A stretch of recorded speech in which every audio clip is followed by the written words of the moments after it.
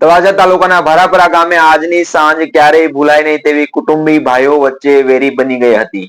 શાંત ગામની હવાની મધુરતા વચ્ચે એકદમ અચાનક સિંચોના અવાજો, દોડાદોડીને લોહિયાળ ઝપાઝપીના ત્રાસદાયી દ્રશ્યો ઊભું થયું હતું.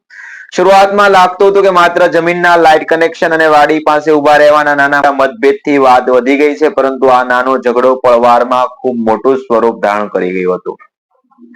આખું ગામ એક શાંત સાંજમાં ઝઘડાની વાતમાં ફેરવાઈ ગયું હતું. વાડીમાં ઉભેલા મકવાણા વિજયભાઈ હરજીભાઈ અને વિપુલભાઈ હરજીભાઈ વચ્ચે સામાન્ય બોલાચાલી જ ન રહી અચાનક ઉશ્કેરાટમાં ફેલાઈ ગઈ અને દ્રષ્ટિએ સમજાતું હતું કે શબ્દોથી શરૂઆત થયેલો મતભેદ તરત જ હથિયારોના ઘા અને લોહી પર વહેતો થયો હતો. તલવાર, કુહાડી, દાતરડા અને લોખંડના પાઇપ હાથમાં લઈને બંને પક્ષના લોકોએ આ સંઘર્ષમાં છે ઝૂમ્યા. વિજયભાઈને પડેલા ઘા એટલો ભયાનક હતો કે તેમના માથા પર 11 ટાંકા છે આવ્યા હતા. જમીન લોહીથી રંગાઈ ગઈ હતી અને ગામના લોકો સીચો ફાડતા ભયભીત થઈ એક જગ્યાએ ભેગા થયા અને વિપુલભાઈને પણ લોખંડના પાઇપના ઘા સહન કરીને જમીન પર પડી ગયા હતા. દરેક ઘા સાથે ઘેર ઘેર કરુણતા ફેલાઈ ગઈ હતી. ત્યારે આંખોમાં ડર અને રોષે ભરી દીધી હતી. ત્યારે તરત જ 108 ને ફોન કરતા તળાજાની રેફરલ હોસ્પિટલમાં લાવવામાં છે આવ્યા હતા. વિજયભાઈની હાલત ગંભીર હોવાને કારણે તેમને વધુ સારવાર માટે તેમને ખાનગી હોસ્પિટલમાં રિફર કરવામાં છે આવ્યા હતા. પરંતુ આ લોહિયાળ અને ઝપાઝપીમાંથી બીજો પક્ષ પણ છે કઈ છટકી શક્યો કે બાકાત રહી શક્યો ન હતો. સુરેશભાઈ ગણેશભાઈ અને જગદીશભાઈ ગણેશભાઈ પણ આ ગંભીર ઈજાઓમાં છે સામેલ થયા હતા. ત્યારે તેમને પણ તાત્કાલિક સારવાર માટે સરકારી હોસ્પિટલમાં છે ખસેડવામાં આવ્યા હતા. દરેક ઘરમાં એક જ પ્રશ્ન છે, આટલા કડક હિંસાનું મૂળ શું છે? હજી સુધી ચોક્કસ કારણ બહાર આવ્યું નથી. લોકો ફક્ત અંદાજ લગાવી રહ્યા છે કે પરંતુ ખરેખર શું થયું?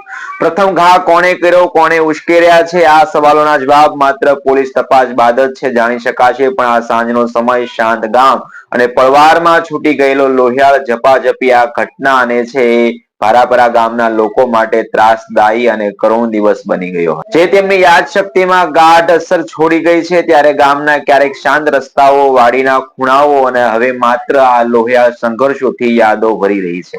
નમસ્કાર, આવી સ્ટોરી સાંભળવા માટે અમારી ચેનલને લાઈક કરો, શેર કરો અને સબસ્ક્રાઇબ કરો. આભાર. નામ? મારું નામ મકવાણા વિપુલભાઈ હરજીભાઈ, ગામ ભારાપરા.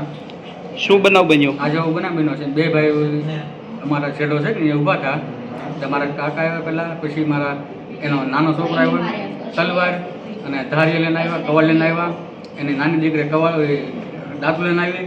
પછી બે ભાઈને એમને માર્યા. અગાઉ કઈ માથાકૂટ આવી? અગાઉ માથાકૂટ કાંઈ નહીં. પોલીસ ફરિયાદ કરવાની? આ પોલીસ કહેવાનું છે. જે આપનું નામ? જગદીશ મકવાણા. શું બનાવ બન્યો? બનાવમાં એમ જ હું બહાર હતો, ઘરેથી ફોન આવ્યો, માથાકૂટ થયેલી છે. એટલે હું ઘરે આવ્યો, એ ખબર પડી કે ચેલચાણમાં બધી માથાકૂટ થયેલી છે. એટલે મેં ટાઈમ લઈને ત્યાં ગયો તો મને આને પાડી દીધો. પેલા માથામાં ધોકા મારે પાડી દીધો. પછી શરીરથી બૈરા બધા પકડી ગયા આંદવાળી વ્યક્તિને. શરીરનો